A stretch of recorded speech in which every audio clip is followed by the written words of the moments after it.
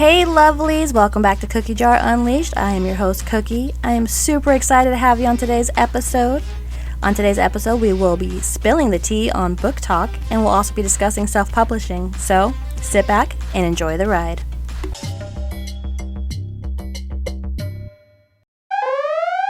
That is the sound of tea about to be spilled. That's right. BookTok drama strikes again. I was honestly flabbergasted when I was told what was going on BookTok. I was just, I don't know, this world is just going crazy. So, let me tell you what happened, and let's see what you guys think of all this drama. So, apparently, an author received a 4-star review. 4 stars. That's 4 out of 5 stars. Well, this particular author went ballistic on TikTok. She expressed how angry she was towards the reviewer. She even went as far as to calling the reviewer a bitch. I mean, that's 4 out of 5 stars. I personally think that's pretty damn good. But apparently that author wanted nothing but 5 stars. If she wanted that, she probably should have just went ahead and bought her reviews, just saying. By the way, I do not recommend buying your reviews, just for a disclaimer there.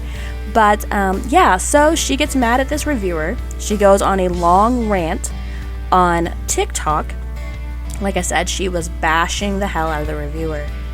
Well, of course, people don't take kindly to people being a bully. So that's when everything started a downward spiral. I mean, this whole thing went completely out of control. But like I tell my kids, for every action there is a reaction. You know, like it doesn't matter how small of a thing you do, there is always a reaction. Well, apparently her mother never taught her that. So she ended up, okay, so this is rumor. Of course, you know how rumors are. But she's rumored to have paid $9,500 to a publishing company that she was contracted with. After her little tangent on TikTok about this reviewer, her publishing company dropped her like a hot potato. She is out of there. Again, this is rumored, but $9,500 gone, publishing company gone, and that's just for starters. Because then, readers and authors joined forces, went to Goodreads, and began leaving her 1-star reviews on her book. So that 4-star review, just one of them, 4-star review that she went ballistic over, now she has thousands of 1-star reviews. It got so bad that Goodreads had to deactivate that book to where no one could leave a review on it.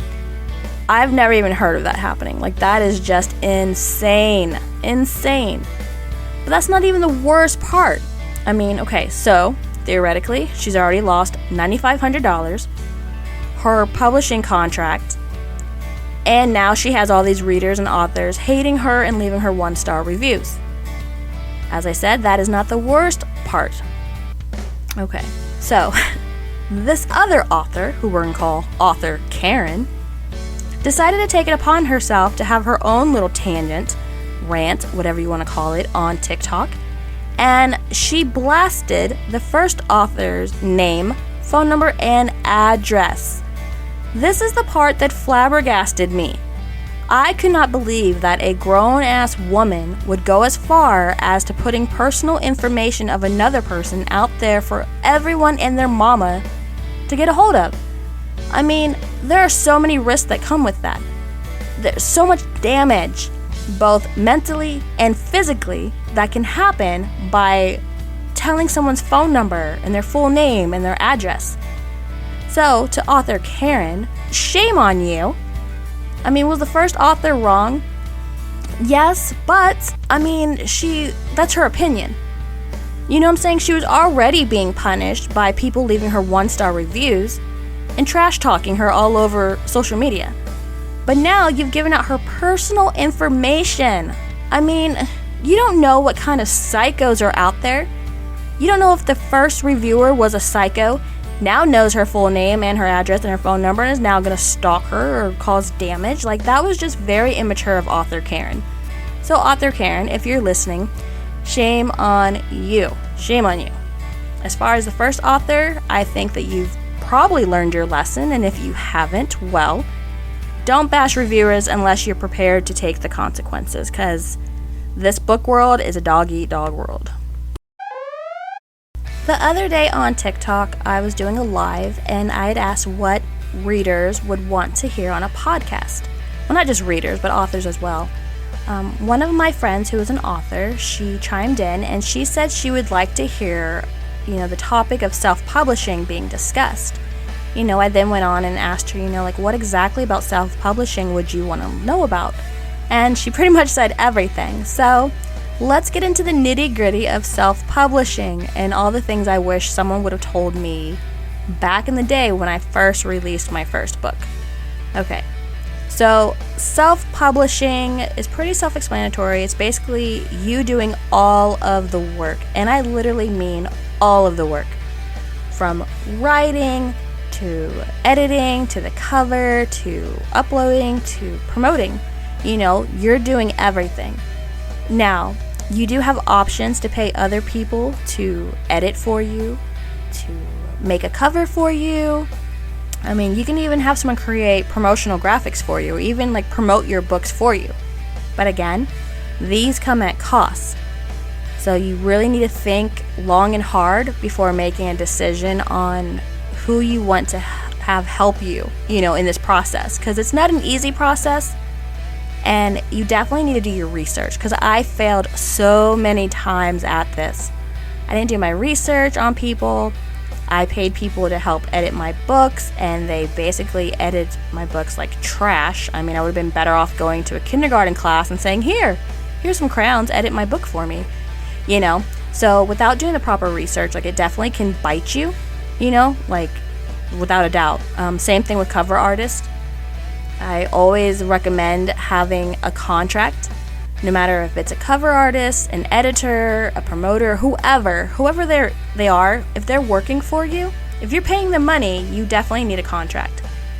That way, in the long run, you protect yourself.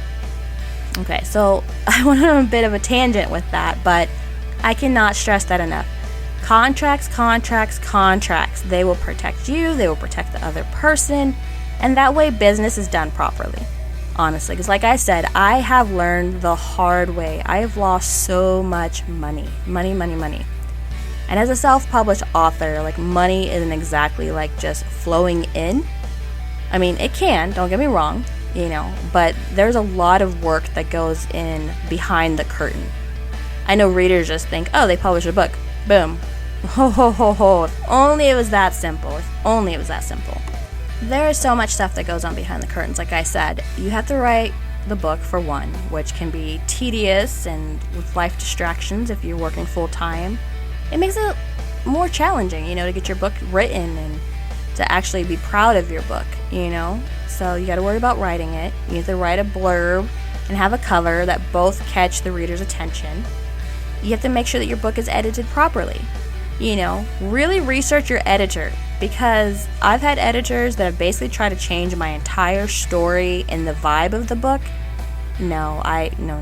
So make sure you research your editor and make sure you read through what they're editing, and if you notice that they're not to your style, you need to tell them immediately. Don't waste their time and let them edit the entire book and then, be like, oh, by the way, this is how I want it edited. So make sure you stand your ground and make sure you speak up. Like I said, I've definitely learned from my mistakes, and I definitely want to help others. So speak up and stand your ground. Be polite, though. Don't be rude. No one wants a rude person. What else is there you have to worry about as being a self-published author? Writing, editing, cover, promoting. We'll get to that here in a minute. Publishing it. Actually uploading it. There are so many platforms out there now where you can publish your book, and it's all a matter, again, doing your research, knowing what genre does best on what platform. When I say platforms, I mean Amazon, Nook, iBook, Smashwords, stuff like that. Really do your research and know what genres do best. Example, and you don't have to do this, obviously, you're your own person. However, for me, my co-authored books are on Drafted Digital. Drafted Digital publishes across Amazon, Nook, Apple, Smashwords, all of those platforms and more. I do it there, that way the books are spread out across all of those platforms. Plus, they do split royalties. So myself and the other author, we can just upload our book, put in our email, and then when the book sells, the payment is automatically split in half. Whereas if you do it on Amazon, it has to be uploaded to only one of your accounts, and then that person has to split the royalties, which can be really challenging. And again, it comes down to having that contract as well if you want to go that route. Because Kindle Unlimited on Amazon is a really great program. But again, do your research. So the things you want to research for publishing is going to be Kindle Unlimited, Drafted Digital. You want to research your specific genre, seeing where it typically sells more at.